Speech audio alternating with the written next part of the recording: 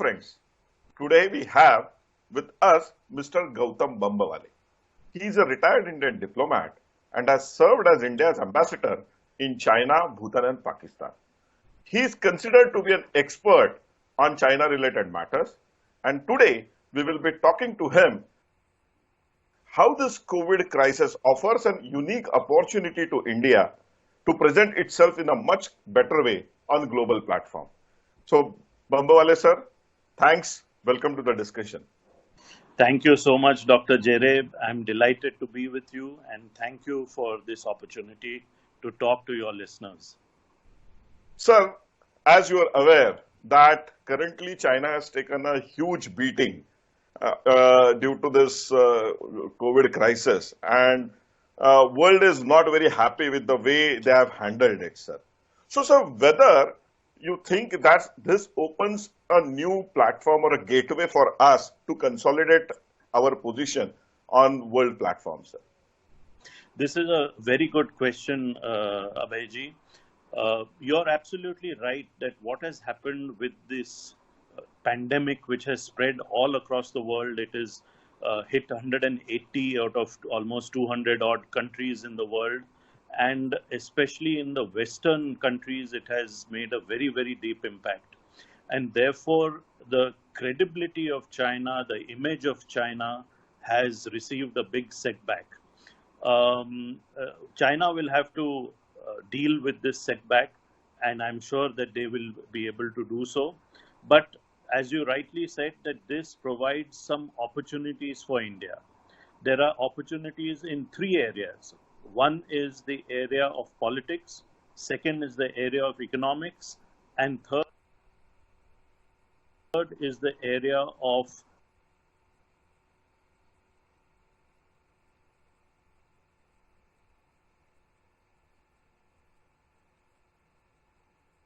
soft issues such as education,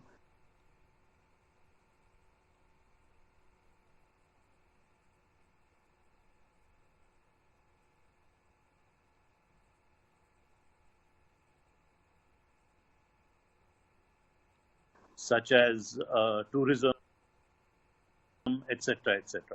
So let me just quickly outline in these three areas how India could stand to benefit. Because US is increasingly turning inward, it has lots of problems domestically. And because China's image, because China's credibility has taken a hit, I think there is a lack of global leadership which we can see even during this crisis, this pandemic. And perhaps India could be one of several countries who could provide such global leadership in the political sphere. In the economic sphere, as you know, already many companies, international firms from countries like Japan, Korea, Germany, UK, USA are thinking of relocating their production out of China and in other countries, whether it is their home country or whether it is countries like Vietnam, Malaysia, and India. I think we have to be quick in this, and we must take advantage of the relocation of these companies so that at least some, if not all of them, come to manufacture here in India. And this will be in keeping with Prime Minister Modi's idea of Make in India. And finally, on the soft side, I think that we have the opportunity to get more foreign students to study at our universities, because this is an option which will open up as less students may want to go to China or to other countries to study. So in all these areas, I think India has an opportunity, but the key is to move fast. Thank you. But sir, as you rightly said, that this could be a unique opportunity because a lot of international businesses might think of moving to India. But unfortunately, still we are very low on ease of doing business. FDIs are not opened up. And even as you rightly, and as you yesterday saw, there is a notification from government saying that now they are going to monitor very critically the foreign investments which are coming up into India also. So in such scenarios, do you really believe that these businesses which are getting out of China will actually want to relocate in India? Yes, that's an excellent question, Dr. Jereb, and let me try to answer that. You are not wrong that it is not that easy to do business in India. Not only for foreign companies, it is not even easy for Indian entrepreneurs or Indian companies. And I think the effort of our government is to make it easier to do business in India, not just for foreign companies, but also for Indians and Indian companies. We have succeeded up to a point, but there are many drawbacks, as you have rightly pointed, which need to be targeted, which need to be corrected. But at the same time, I think there are certain advantages which we have in India which is not available in other countries.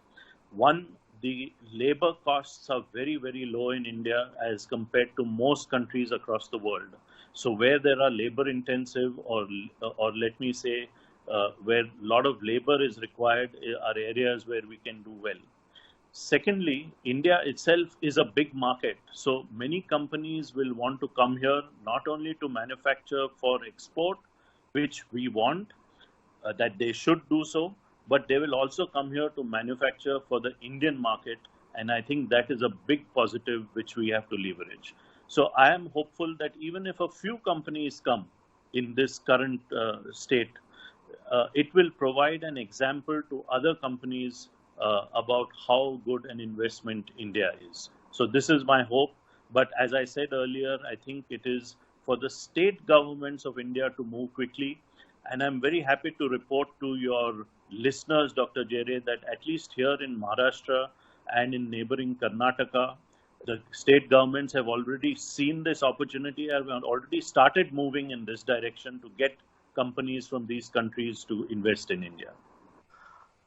Sir, you have seen statements from Trump regarding WHO, regarding China. Before this COVID crisis, there was huge trade-related war, which was also going on between US and China. US was also pushing India to actually lower our import duties and so on and so forth. So in this post-COVID world, do you think that India will end up getting concessions from US administrations and they will get more and more tougher with China?